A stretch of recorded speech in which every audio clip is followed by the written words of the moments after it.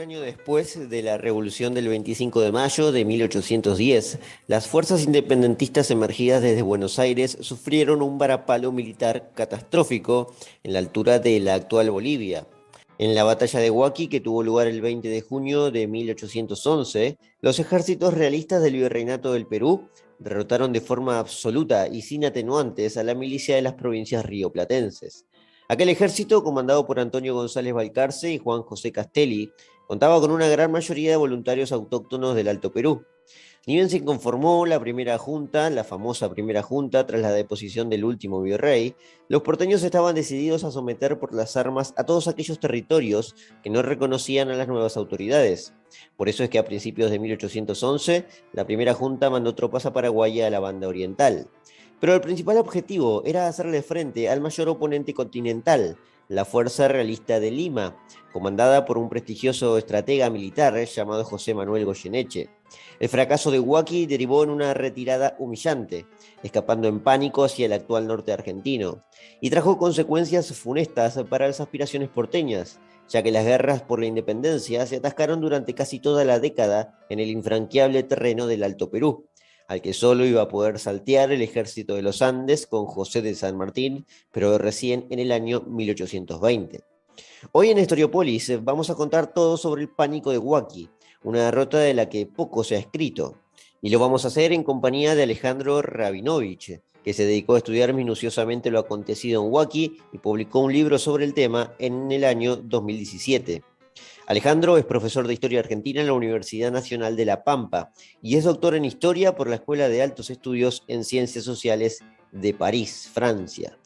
Pocos mejores que él para narrar lo que probablemente haya sido la peor derrota de la revolución.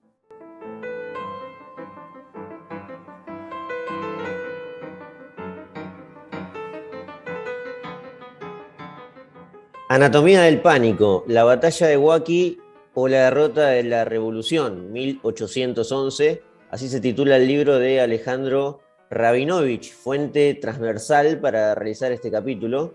Y Alejandro lo tenemos en primera persona, así que bienvenido Alejandro, ¿cómo te va? ¿Qué tal, Eliseo? ¿Cómo estás? Todo muy bien. Conversábamos ya de entrada y sumando a la introducción, lo poco que se ha escrito sobre las derrotas de la independencia argentina a partir de la Revolución de Mayo, ¿no? Y esta, que no fue la primera, ahora me corregirás vos, no fue la primera, pero sí fue la más desastrosa, según lo ha explicado ahí tu subtítulo inmediatamente de tu libro, de la derrota de la Revolución, 20 de junio de 1811, es la fecha de esta batalla, en la altura de lo que hoy es Bolivia, pero que en ese momento era el Alto Perú, Alejandro. Ujú. Sí, y es sintomático, ¿no? Que tenés una historia que se supone que los historiadores que la escriben les tiene que interesar comprender lo que sucedió, con lo bueno y con lo malo, porque de las dos cosas sale el resultado, ¿no? Y sin embargo tenemos muchísimo escrito y muchísimo recordado en la memoria popular sobre, no sé, Chacabuco, Maipú, Salta, Tucumán, pero sobre las derrotas no se habla porque a nadie le gusta escribir un libro sobre una derrota porque sienten que es vergonzoso, que conviene olvidarlo. Yo cuando empecé a buscar el objeto para este libro, en el cual quería dedicar un libro a narrar una batalla según lo que es la nueva metodología de la historia social, yo creí que se podía hacer mucho con eso, que podemos aprender mucho de una sociedad a través de un estudio de una batalla bien hecho. De repente me di cuenta que las batallas que menos conocíamos eran las derrotas, y que extrañamente para mí, en términos de cómo afectan al desarrollo del proceso histórico, son tan trascendentes o más que las victorias, ¿no? De hecho, en Huaki se pierde Bolivia, por decirlo de alguna manera, bien y pronto, con idas y vueltas, ¿no? Eso es una cuestión trascendental. Era la zona más rica del virreinato, cambia la economía para siempre. Toda la transición al modelo agropecuario exportador que viene después se inicia con esta pérdida del Alto Perú y las minas de plata de Potosí. Entonces, me fascinó ya de entrada y sentí que era algo importante, un aporte importante, el decir, bueno, las derrotas son las que nos configuran tanto como las victorias, estudiémoslas. Un hincha de fútbol no es un historiador, no tenés por qué ver los partidos solamente los que ganó tu equipo, ¿no? Tenemos que estudiar todo el proceso. Así que efectivamente fue poco estudiada, muy poquito y pretendidamente olvidada, ¿no? No vas a tener una calle, no vas a tener un día patrio. Ahora lo curioso es que, siendo que Argentina se olvidó de esta batalla, Bolivia también se había olvidado de esta batalla durante muchísimo tiempo, pero ahora hay una cosa muy linda que está pasando, que son las comunidades de la región, de Yuraycoragua, de Huaki, de Desaguadero. Todas esas comunidades indígenas, en buena medida, se están juntando, se están organizando para recordar la batalla. Y cada año hacen algo el 20 de junio. Y si tengo bien entendido, este año van a tratar de hacer una actuación de la batalla, ¿no? Reconstruirla en su lugar, con su memoria histórica, en sus cerros. Así que Qué los interesante, pueblos, qué interesante. si los pueblos se apropian, ¿no? Cuando digo los pueblos, lo digo en mucho plural, Ujú. los pueblitos se apropian de su historia y evitan que por ahí las particiones nacionales y las agendas de las capitales les digan si lo que pasó en su tierra fue importante o no.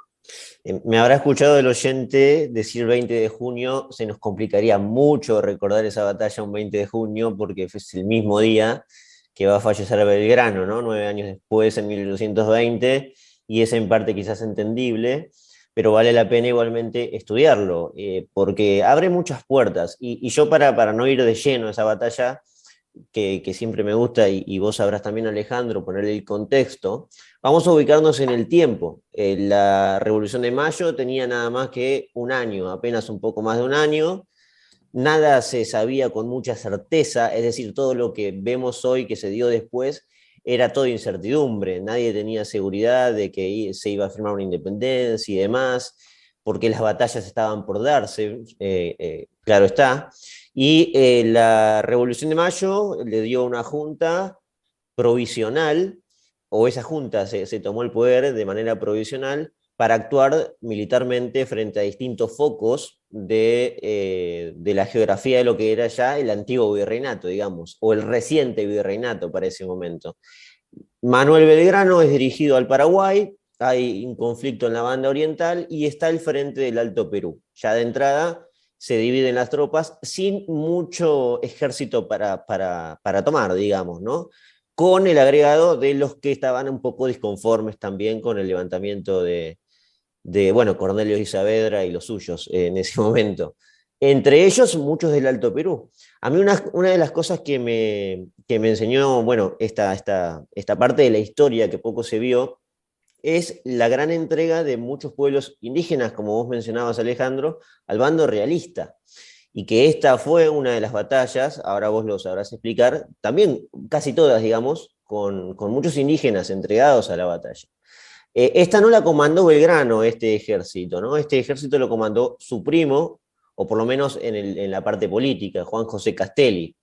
Pero ahí ya me meto en conocimiento tuyo, Alejandro, si querés explicarnos para entender el contexto. ¿Es más o menos así cómo estaban Sí, jugadas las cartas? mira, la primera carta que se juega, que es lo que vos decías, la Revolución de Mayo, que consistió en deponer al virrey y poner una junta en su lugar, en esa famosa petición del pueblo, cuando se dice quiénes quieren que estén en la junta, ¿no? En esas jornadas del 22 al 25 de mayo pasan muchas cosas, hasta que hay una petición del pueblo que dice nosotros no queremos al virrey en la junta, queremos una junta con tal y tales integrantes, y, detalle pocas veces recordado, esa junta lo primero que tiene que hacer es juntar una fuerza militar y mandarla a las provincias interiores. Es decir, que en el mismo acto de constituir el gobierno, el primer gobierno patrio, el pueblo lo que hace es darle ese gobierno patrio como primera misión, el hecho de hacer un ejército y empezar la campaña. Y ese ejército que se va a hacer en los días siguientes, con las milicias que ya había movilizadas en Buenos Aires gracias a las invasiones inglesas, ese ejército sale para el interior. Pero el interior, ¿qué quiere decir? Quiere decir básicamente que tiene que ir a Córdoba a frenarlo, arrestarlo y después matarlo a Liniers, que es el foco contrarrevolucionario al que le temen, pero geopolíticamente lo primero que tiene que hacer es ir al Alto Perú. ¿Por qué tiene que ir al Alto Perú? Porque como te decía antes, todo este virreinato vive casi exclusivamente de las minas de Potosí. Nosotros pensamos hoy en Bolivia como un país económicamente no tan crucial, pero en esa época era la caja de todo este territorio, ¿sí? Entonces, era clave ir a controlar ese territorio que efectivamente muy rápido los altoperuanos o las élites altoperuanas que no querían formar parte del movimiento de Buenos Aires se ponen bajo protección del virrey del Perú. Entonces el Perú le estaba sacando, si querés, todo el Alto Perú y toda su riqueza al Río de la Plata, con lo cual iba a quedar un territorio poco viable económicamente. Entonces ese ejército ya enseguida se empieza a organizar para hacer ese largo trayecto, y la batalla es el 20 de junio de 1811, pero hace casi un año que están marchando.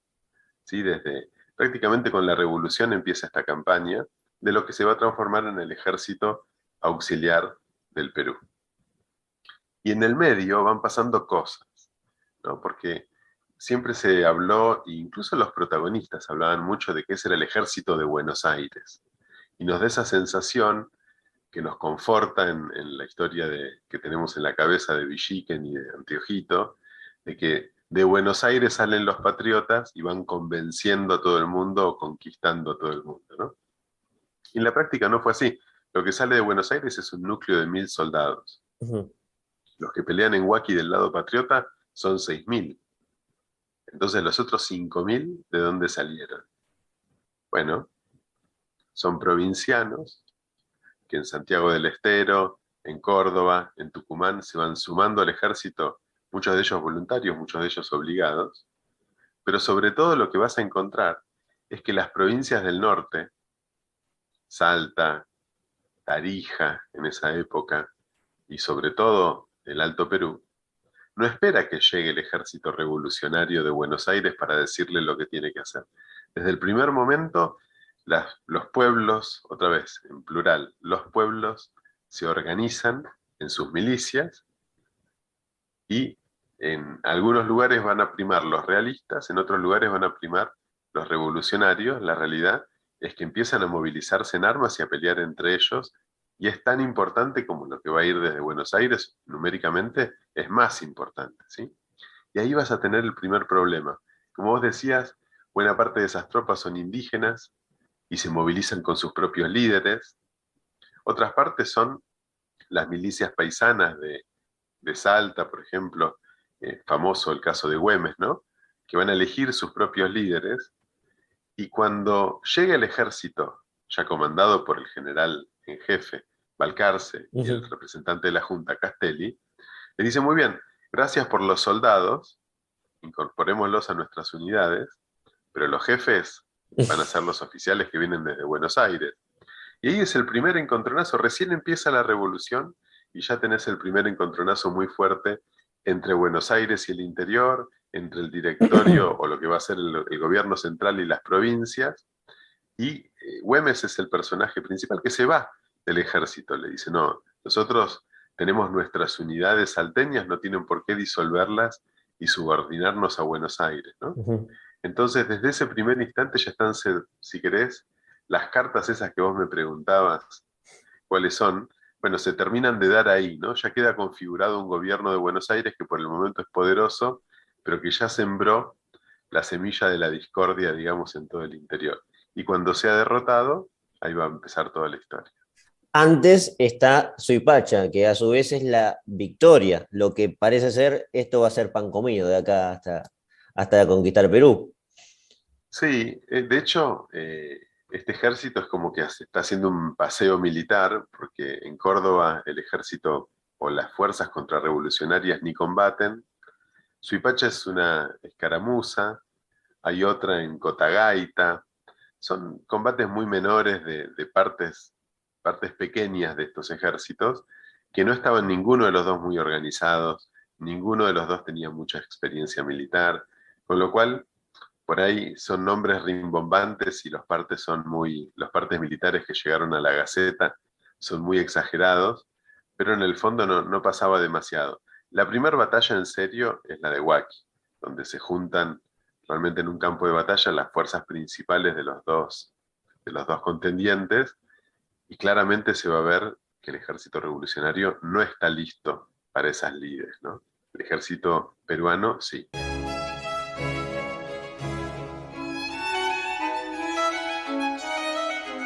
Claro, acá me estaba acordando de Suipacha, es verdad, Suipacha ocurre mucho antes bueno, mucho antes, quiero decir, 6, 8 Un par meses de en el meses, medio. Sí, sí. sí, sí. Y esta derrota que se da en la altura, ya podemos ir entrando en la batalla, tenía enfrente a un militar que bueno, también era, ¿cómo podría? Un mestizo, ¿no? Un tipo que había nacido también Un en esa criollo. zona, un criollo más, tal, eh, idéntico a otro de los tantos de Buenos Aires, que era Goyeneche, ¿no? Y que supo, bueno, Son todos americanos en ese ejército claro, esa es la peruano. cuestión, esa es la cuestión, claro. No hay un soldado peninsular en esa batalla.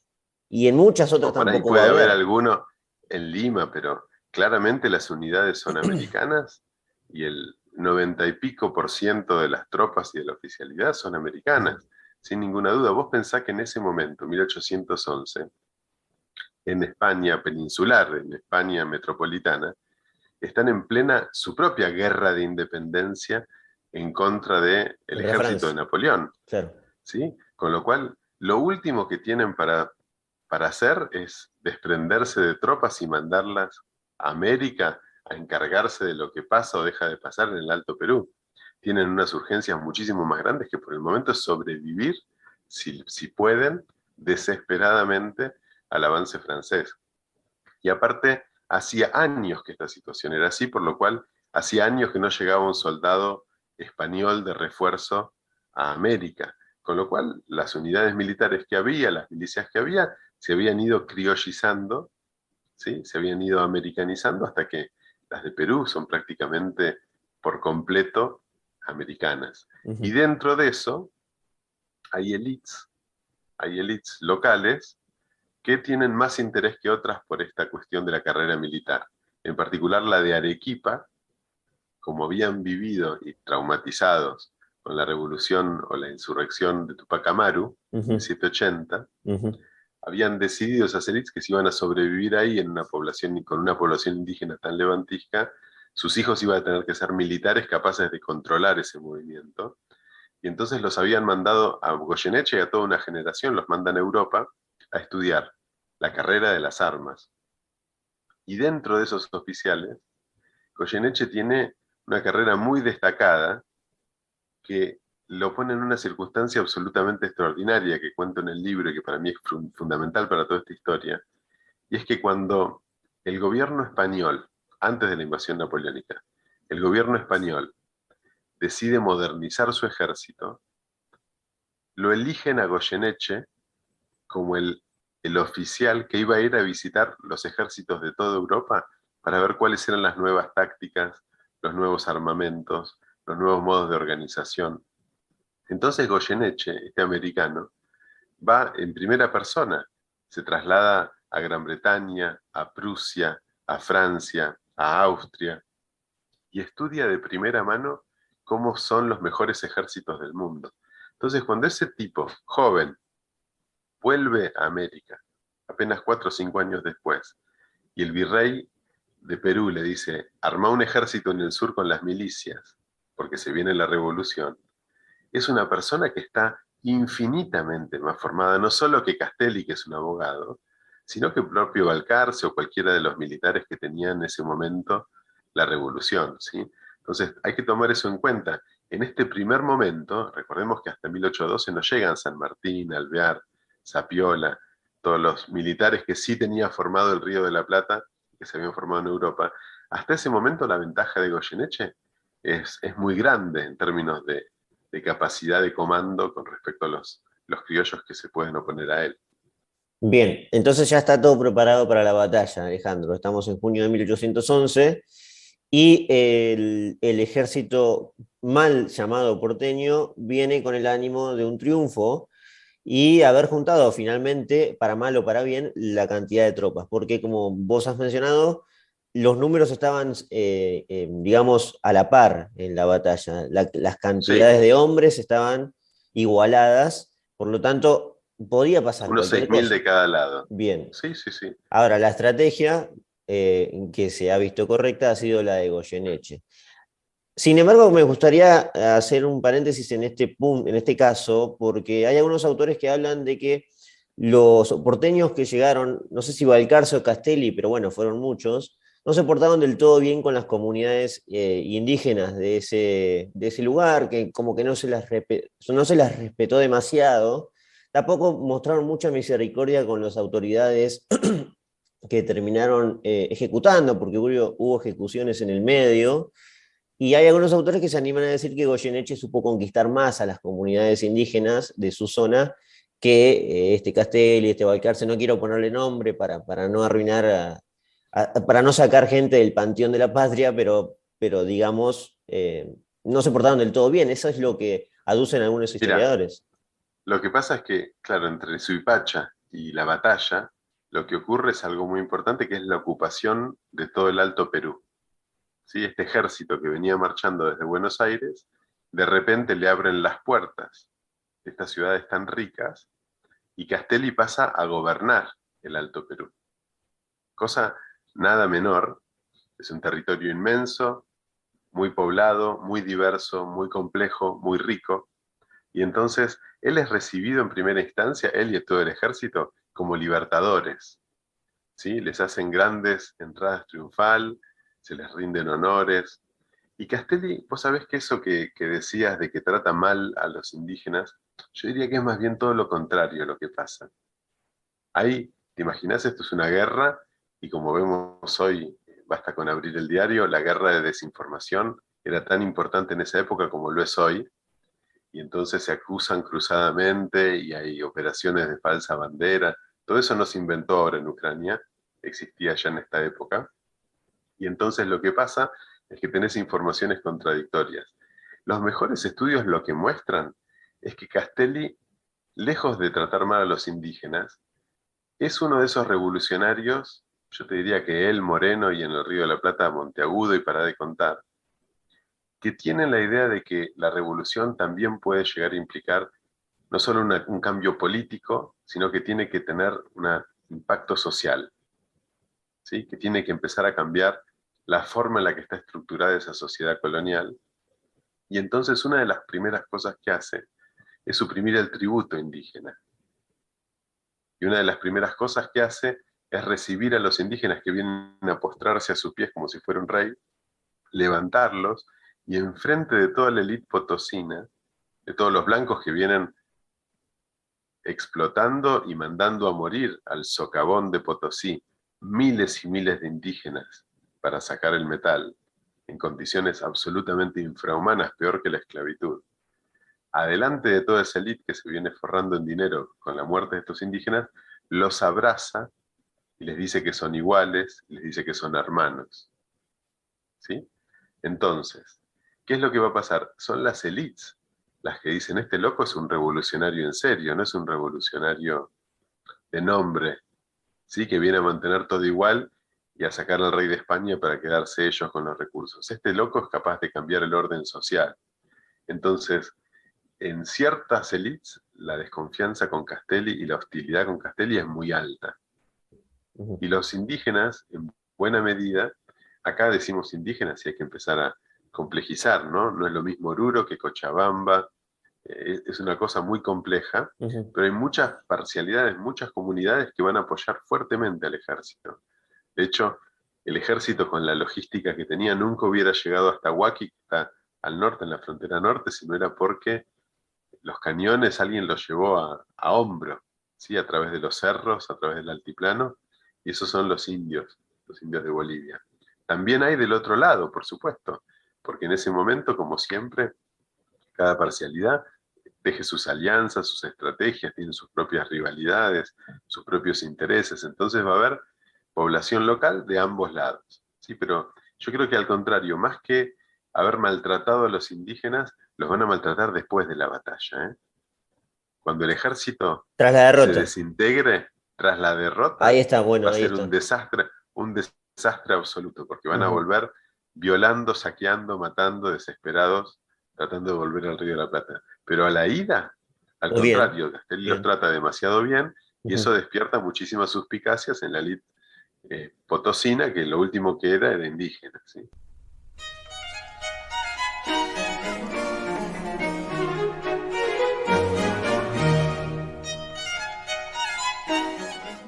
Bien, derrota catastrófica y aparición del fenómeno del pánico, como te ha gustado llamar en el libro, Alejandro. Bueno, la pregunta sería qué pasó, si estaban aparentemente en los papeles iguales en números con apoyos indígenas de ambos bandos, ¿qué pasó que la derrota fue tan catastrófica? Pasaron varias cosas. Lo primero que pasó es que vos tenés un ejército con un núcleo de 1000 soldados y en 6, 7 meses de repente tenés 6000.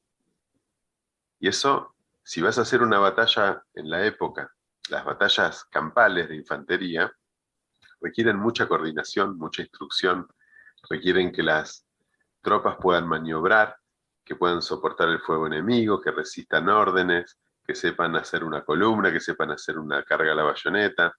Todo eso no pasó. A estos soldados les pusieron un uniforme, les dieron un arma, pero tuvieron a lo sumo 4 o 5 semanas en el cuartel para instruirse, cuando la verdad en los manuales de la época dicen que por lo menos hacen falta 6 meses y los mejores, los británicos, dicen que con menos de 3 años no hay que sacar un batallón al campo de batalla, ¿sí? Entonces ya es pedirle demasiado que les vaya muy bien a estos soldados improvisados, mandados por oficiales que en su vida habían hecho guerra de montaña con semejante cantidad. Estos eran oficiales rutineros que venían haciendo por ahí servicios de frontera contra el indio y de repente les piden que estén haciendo una campaña medio napoleónica en el altiplano. Era mucho pedir. ¿Qué altura era, más o menos, Alejandro? Y estás arriba de los 3000 metros. Claro. Entonces, para los locales no pasa nada, pero bueno, yo cuando fui al campo de batalla justamente lo primero que quería probar era cuál era la dificultad de este mal de altura y eso que venía desde La Paz, que ya es bastante alto. Pero incluso si estás acostumbrado, incluso si hoy tenés lo que se llaman Sorochi Pills, que son como pastillas para el mal de altura, cuando empezás a trepar un cerro, no son cerros muy imponentes, ¿sí? Desde el altiplano se elevan por ahí 100 metros más, 200 metros más por sobre el piso del altiplano, pero subís 2 piedras y sentís que el aire no lo podés respirar y te cae un ropero encima y cada paso es tremendo. Y yo estaba con algunos colegas más jóvenes de Cochabamba y de la zona que les propuse subir al cerro como un estudio comparativo muy casero, de ver a ver a uno del llano qué diferencia le hacía. Y ellos realmente lo subían tranquilos el cerro y yo sentía que cada paso que subía más me quedaba sin aire y era muy tremendo. Y eso es lo que cuentan los relatos de los oficiales. Los soldados están muertos, no hay manera de que trepen y al contrario, los peruanos, los que vienen de la zona con Goyeneche, suben un cerro, suben al otro cerro, suben 20 cerros cuando los porteños están tratando de subir el primero. Entonces eso es un factor. Está el factor de la organización que yo te decía y después está la cuestión estratégica, Ujú. ¿sí? ¿Qué pasa? Te planteo, me tomo 2 minutos para contarte la situación estratégica, así los que nos escuchan Por se favor, hacen una sí. idea, pues no les podemos mostrar un mapa, ¿no? Entonces imaginemos que acá estamos, a 100 kilómetros, digamos, al norte de La Paz, ya sobre la frontera antigua entre el virreinato del Río de la Plata y el virreinato del Perú, actual frontera entre Bolivia y Perú. Está el lago Titicaca, Exacto. majestuoso, Ujú. gigante, y del Titicaca sale un río de desagote que se llama el Desaguadero. Río, no te digo muy caudaloso, pero importante, en el cual había un puente famoso, hecho con paja, con juncos atados, que era el puente del Inca, ¿sí? Que era el principal paso y único paso, te diría, en buena parte de la región para mercancías, tropas, etc. Entonces, se supone que la frontera entre las dos jurisdicciones eran ahí. Castelli tiene orden de la Junta de recuperar las fronteras del virreinato, es decir, llevar el ejército y plantarlo a custodiar el desaguadero. que los peruanos no bajen, digamos. Ahora, Goyeneche, que ya está ahí, no tiene que esperar a los revolucionarios, es muy hábil y cruza el desaguadero para el sur y toma posiciones en las montañas que están al sur del desaguadero. Entonces Castelli lo que quiere es ir a desalojarlo para sacarlo del territorio del Río de la Plata y recuperar el territorio. Y después ver si se invade el Perú o no. ¿Sí? Lo primero es recuperar ese lugar. El problema es que Goyeneche tiene meses y meses de prepararse, de levantar mapas, de poner posiciones, de subir los cañones arriba del cerro, de fortificarse, hacer trincheras. Entonces, de por sí, es muy difícil desalojarlo de ahí. Y Castelli lo que decide es atacarlo por sorpresa.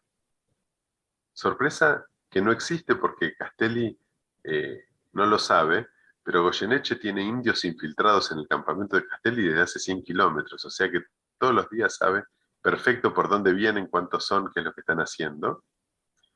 Y entonces, para atacarlo, como es un territorio muy complejo, imagínate, lago Titicaca, río, una cordillera en el medio, altiplano, cerros por todos lados. Es muy difícil marchar con un ejército por ahí. Entonces lo que deciden Castelli y Balcarce es dividir el ejército en divisiones. Las divisiones son como ejércitos más chiquitos, ¿sí?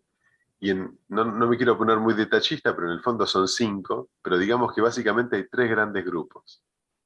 Uno que va a ir por la derecha de los cerros, por el lado de Huaki, uno que tiene que cruzar al lado de la izquierda de los cerros, por el lado de Machaca, y otro que va a cruzar el desaguadero y que va a pegar toda una vuelta y va a caer sobre la retaguardia enemiga. Un plan, si lo ves en un mapa, complejísimo, ¿sí? Una cosa que tipo Napoleón en Italia, pero acá no tenían ni el ejército, ni los oficiales, ni los soldados para hacer una cosa así. Entonces, las unidades están avanzando separadas y divididas por un cerro, una cordillera en el medio, y ahí es que Goyeneche una noche, cuando los ve que están todos separados y que les falta un día más o 2 para llegar a sus posiciones, dice, los atacamos ahora, los salimos a buscar. Y para esa contingencia, el ejército revolucionario no tenía ningún plan. No habían dicho qué iban a hacer si los atacaban en el camino. Estaban seguros que Goyeneche se iba a quedar atrincherado en sus posiciones. A las 4 de la mañana sale, les cae encima y los ataca por partes, ¿entendés? Los tiene divididos en 3 ejércitos pequeños, uno de los cuales ni combate y los otros 2 pelean, son 2 batallas como paralelas porque están divididas por una cordillera de cerros, ¿sí? Se escuchan, y acá viene lo interesante para lo que va a ser el pánico, se escuchan, se ve la humareda, se ven los dispersos corriendo por arriba del cerro, pero no se pueden ayudar y no se pueden comunicar. Entonces ahí es donde surge el pánico. Pero me parece, ¿quedó claro más o menos la parte estratégica de qué es lo que está pasando? Sí, sí, sí, absolutamente. De hecho, no quiero ir más adelante, pero va a pasar en muchas ocasiones, ¿no? Que un ejército que sale de Buenos Aires vuelve a repetir este tipo de cosas. No sé si con Belgrano más adelante pasa algo parecido en las batallas que va a perder, pero bueno, no me quiero, Bueno, no le va quiero a meterme en pasar esos a casos. San Martín en Chile, después de la gran victoria de Chacabuco, cuando tenía un ejército ya muy grande, con todas las tropas chilenas, y sale a perseguir a los realistas que habían sobrevivido a Chacabuco, los sale a perseguir para el sur, tiene una derrota que es catastrófica, que es la de Cancha Rayada, Ujú. otra que no vas a encontrar en ningún lado porque es una derrota, y menos porque es de San Martín, que es infalible en los libritos de historia, pero la realidad es que lo atacaron de noche y no se dio cuenta y le destrozaron el ejército en el campamento, y Ujú. perdió el ejército más grande que tuvo la revolución, y pendió de un hilo la libertad de Chile y la libertad de América, y es otro pánico. Ahora, ¿no es culpa de San Martín? No, de la misma manera que tampoco le podemos echar la culpa a Castelli o a Balcarce. Están haciendo la guerra de una manera para la cual no tienen ejércitos Claro. ni tienen recursos, ¿sí? Claro, claro. No se habían preparado, digamos, para una revolución. Y quizás esa es Es ir a la jugar el cuestión. Mundial de Fútbol con un equipo con tus amigos, ¿sí? Que Sí, sí, armaste con sí, tus amigos. Te va a ir sí. mal.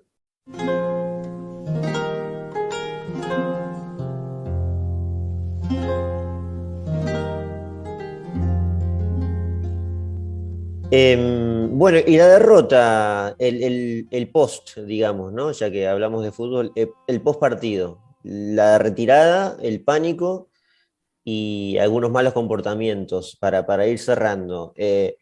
La retirada es absoluta, o sea, vuelven hacia Buenos Aires, especialmente los que venían de Buenos Aires, con casi nada de lo que habían llevado, ¿no? Básicamente. Sí, retirada es cuando un ejército decide irse. Claro, Lo que pasa acá es otra cosa. ok. Es una paliza bárbara, se llamó el desastre de Huaki, porque nunca antes se había visto ni se volverá a ver que un ejército se desintegre en un Ujú. día. Sí, normalmente un ejército tiene una mala derrota y pierde el 10% de los efectivos, el 15% de los efectivos, pero la gente se vuelve, ¿sí? Con sus armas. No desaparece de la nada un ejército. Acá lo que pasa es que los atacan por sorpresa en sus campamentos, combaten, una de estas divisiones combate un montón, pero todos piensan que la otra parte ya está derrotada y hay un pánico y los soldados tiran las armas y cada uno se va por su lado, se disgregan las unidades, Ujú. el propio Castelli y Balcarce se pierden y quedan solos, literalmente solos, sin un soldado, perdidos a la noche en el altiplano. Entonces, lo que va a empezar es muy fácil decir, se retiran a Buenos Aires. Están en la frontera norte de Bolivia. Tienen que atravesar todo el altiplano boliviano, Meses, todos los cerros, todos esos ríos. Son meses y exacto, meses que hay que comer, hay que dormir en pleno invierno, 20 de junio. claro. ¿Sí? Hace un frío tremendo, hay que dormir, hay que vestirse, hay que sobrevivir a las persecuciones. Entonces, lo que viene ahí es un descalabro tremendo, catastrófico, trágico, que trato de reconstruir, en el cual efectivamente hay soldados que hacen lo que pueden, lo que deben para conseguir comida, y eso obviamente los enemista para siempre con la población boliviana de esa zona. Y aparte el ejército, los oficiales están desesperados por tratar de reunir algo de estas fuerzas que están como una plaga de langostas desperdigadas por el Alto Perú, y efectivamente lo empiezan a lograr, pero durante semanas y semanas y semanas, esas unidades están tan rotas que cada tanto uno dice, vienen los realistas, y por más que los realistas no están ni a 200 kilómetros de ahí, todos vuelven a tirar las armas y salen corriendo. Claro. Entonces, lo que va a pasar es que el Alto Perú se pierde, el ejército se pierde, y los que llegan a Jujuy son una parte mínima de este ejército completamente indisciplinado, locos, sabiendo lo que han hecho en el camino, no se lo pueden contar a nadie, las cosas que han hecho para sobrevivir y llegar hasta ahí. Y eso le va a tocar eventualmente a Belgrano, Exacto. justamente Ujú. rearmar ese desastre y frenar al ejército realista, que por el contrario se apodera de todo el Alto Perú, refuerza sus tropas, se organiza y baja la vanguardia con Tristán, pensando que ahora son ellos los que van directo a marchar hasta Buenos Aires, ¿sí? Y entonces es Belgrano en el que Tucumán les va a cortar el ímpetu y salva la revolución después del desastre de Huachi. Exacto, exacto. Esa es la historia. Es el encuentro de Belgrano, que si no me equivoco era con Juan Martín de Pueyrredón, con lo que Sí, quedaba de esas tropas en la posta de sí. Yatasto, antes Juan Martín de de San Martín. Pueyrredón hace otra cosa famosa y que hace que los bolivianos o los altoperuanos no quieran saber más nada con Buenos Aires, y es que él está en Potosí y el día antes de retirarse con los patriotas se lleva todos los caudales, Ujú. ¿sí? Una, una fortuna sideral para la época, y se escapa literalmente entre gallos y medianoche con las mulas cargadas y todos los potosinos corriéndolo, porque ese es el sustento de esa economía y de esas fortunas y de esa ciudad, enorme ciudad. Y él se roba todo, porque eso es lo que hace, se lo roba y se vuelve a Buenos Aires. Con lo cual va a ser recordado como un héroe, porque efectivamente se financia todas las campañas de Belgrano y todo eso se van a financiar con lo que se trajo Pueyrredón de Potosí, pero obviamente el crédito de la revolución y los revolucionarios en el Alto Perú está perdido para siempre. Sí, sí. Y se iba a evidenciar en las derrotas, incluso del aura que tenía Belgrano, se iba a evidenciar que ni esa salvación que pudo lograr en Tucumán y luego en Salta no se iba a poder concretar en esos territorios. Bueno, ni él ni ninguno, de hecho, por eso. Y ahí viene No, no, después le toca Rondó y también. efectivamente lo que no tienen son ejércitos capaces de tomar la ofensiva a tal distancia en un terreno tan complejo. Eso San Martín lo va a ver. por eso es que cuando él llega en 1814 a la zona, dice basta de tirar ejércitos para arriba, pensando que los gauchos que son muy valientes en Salta van a poder ir a pelear en el altiplano e invadir Perú. Es otra cosa invadir un país. Entonces se va a Cuyo y con tranquilidad, con tiempo, con recursos, arma el ejército que es capaz de cruzar los Andes. Sí, sí. A pesar de que Buenos Aires no le dio mucha bolilla, digamos, a San Martín y tampoco a Al Belgrano. principio no, porque efectivamente todo el mundo está pensando en recuperar Potosí. Claro, claro. Bueno, Alejandro, creo que fue muy introductivo para meterse en tema, te diría, porque esto puede seguir Bueno, mucho. Y nada, me parece que fue muy completo, contexto, batalla y desenlace. Así que estoy al que le muy... interese, por suerte me pone contento que no contamos el misterio de cómo estalló el pánico. Así que el que le interese, el libro todavía se consigue en librerías, es de Editorial Sudamericana, por más que ya tiene 4 o 5 añitos, todavía lo pueden pedir, Anatomía del Pánico, y enterarse de cómo estalló ese ejército. No hacemos más que recomendarlo aquí en este podcast. Alejandro, muchas gracias por este Igualmente, tiempo. gracias a vos. Un Dale, abrazo. nos vemos.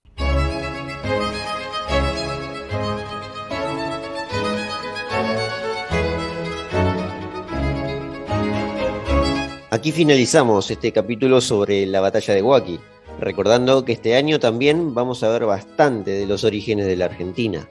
Les agradezco entonces por haber estado del otro lado y los espero ya la semana próxima para un próximo episodio de Historiópolis.